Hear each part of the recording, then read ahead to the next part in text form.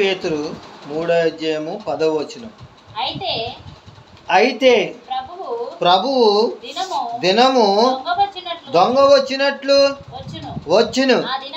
ఆ దినమున ఆకాశములు మహాధ్వనితో గతించిపోవును, పంచభూతములు మిక్కటమైన వ్యాండ్రముతో లయమైపోవును, భూమియు దాని మీదనున్న కృత్యములను కాలిపోవును.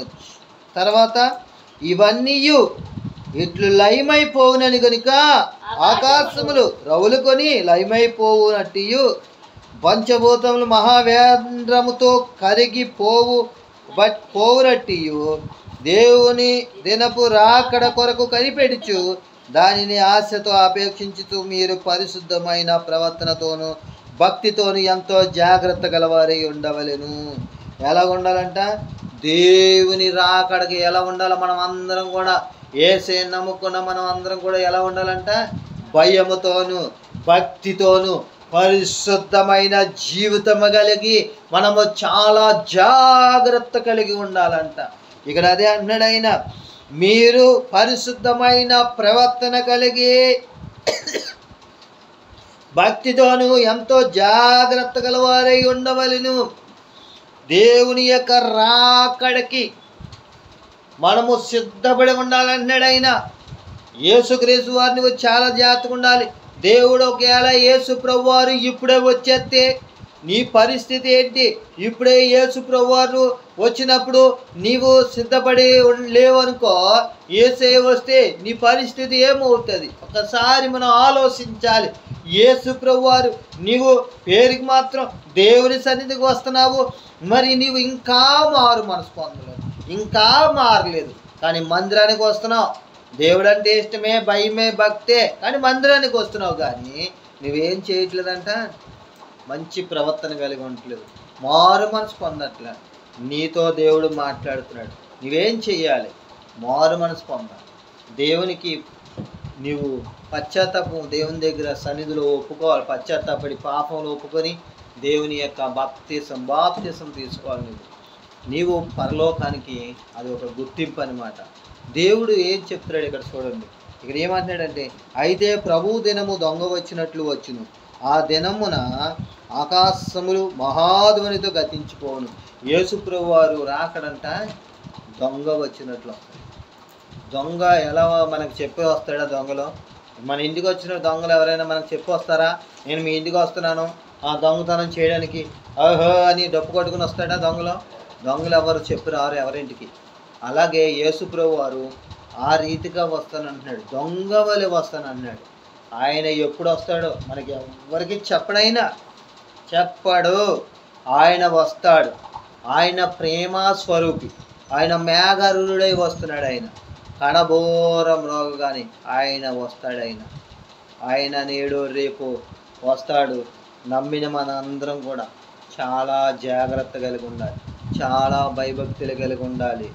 నీ ప్రవర్తనతో నీ భక్తితో నీవు పరిశుద్ధత కలిగి చాలా జాగ్రత్త కలిగి ఉండమంటున్నాడు ఆయన. మన జీవితం ఎలా ఉంది మనం ఒక్కసారి ఆలోచించుకోవాలి. ఇక్కడ అదే అంటున్నాడు ఆయన. ఇక్కడ ఏమంటున్నాడు? ఆకాశములు భూమి, ఆ పాత ఆకాశం పాత భూమి గతించిపోతాయి, అలాగే కొత్త ఆకాశం కొత్త భూమి కలుగు చేస్తాను అంటున్నాడు ఆయన. ఇక్కడ అదే అంటున్నాడు చూడండి. ఏమంటున్నాడు ఆయన?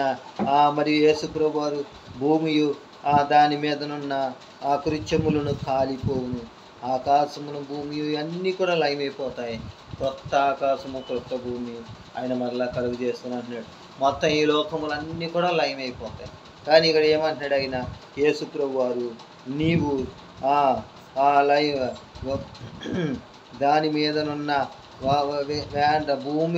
భూమియు దాని మీదనున్న కృత్యములను కాలిపోవును. మన జీవితం ఎలా ఉండాలంటే, మన ప్రవర్తన ఎలా ఉండాలంటే మనం చాలా జాగ్రత్త కలిగి ఉండాలి. అయితే ప్రభు దినము దొంగ వచ్చినట్లు వచ్చును, ఆ దినమున ఆకాశములు మహాధ్వనితో గతించిపోవును, పంచభూతములు మికటమైన వ్యాండ్రముతో లయమైపోవును, భూమియు దాని మీదనున్న కృత్యములను కాలిపోవును. ఇవన్నీ ఇట్లు లయమైపోవునని కనుక ఆకాశములు రవులుకొని లైవైపోవునట్టు పంచభూతములు మహావ్యాండ్రముతో కరిగిపోనట్టు దేవుని దినపు రాకడ కొరకు కనిపెట్టుచు, దేవుని దినపు రాకడ కొరకు మనం కనిపెట్టాలంట. ఆయన రాకడ ఎప్పుడు వస్తుందో తెలియదు. దానిని ఆశతో అపేక్షించుచు మీరు పరిశుద్ధమైన ప్రవర్తనతోనూ ఎలా ఉండాలంట? 12వ వచనంలో మీరు పరిశుద్ధమైన ప్రవర్తనతోనూ భక్తితోనూ ఎంతో జాగ్రత్తగా గలవారై ఉండవలెన. నేను మన జీవితంలో మనము చాలా జాగ్రత్తగా ఉండాలి. మన ప్రవర్తనతోనూ మన భక్తితోనూ మనము ఎంతో జాగ్రత్త గలవారమై ఉండాలంట. మనం అనుకుంటాం మనం ఇష్టం వచ్చినట్టు జీవించేస్తామే, నేను ఏం పర్లేదు, ఏం పర్లా, నేను క్రైస్తవుడినే, మరలా దేవుని దగ్గరికి వచ్చి క్షమాపణ పొందుకుంటే ఏసే క్షమించేస్తాడో అని అనుకుంటారు. తెలియక చేసిన దాన్ని దేవుడు క్షమిస్తాడు. తెలిసి తెలిసి తెలిసి ఎన్నిసార్లు క్షమిస్తాడు ఆయన? తెలిసి తెలిసి క్షమిస్తాడా? ఎన్నిసార్లు క్షమిస్తాడు ఆయన? తెలుసుండి నువ్వు చేస్తున్నావు అంటే పాపం, అది ఎంత ఘోరం, అది ఎంత అన్యాయం. అది నేను క్రైస్తవునే, నేను మళ్ళీ ఒప్పుకుంటానులే పాపంలో జీవిస్తే అనుకుంటున్నావో, నీవు పాపంలో జీవించినప్పుడు యేసు ప్రభువు రాకడ వచ్చేసింది. అప్పుడు నువ్వు ఎక్కడికి వెళ్తావు? ఎత్తబడే గుంపులో ఉంటావా, విడవబడిన గుంపులో ఉంటావు? ఒక్కసారి మనం ఆలోచించాలి. మనం ఏదైనా సరే ఒక్కసారి యేసయ్యని నమ్ముకున్నామంటే మన జీవితము పవిత్రం కలిగి ఉండాలి, పవిత్రం కలిగి ఉండాలి, పరిశుద్ధత కలిగి ఉండాలి, యథార్థం కలిగి ఉండాలి, నీతి కలిగి ఉండాలి, నిజాయితీ కలిగి ఉండాలి, పవిత్రమైన జీవితం మనం కలిగి ఉండాలి. దేవుని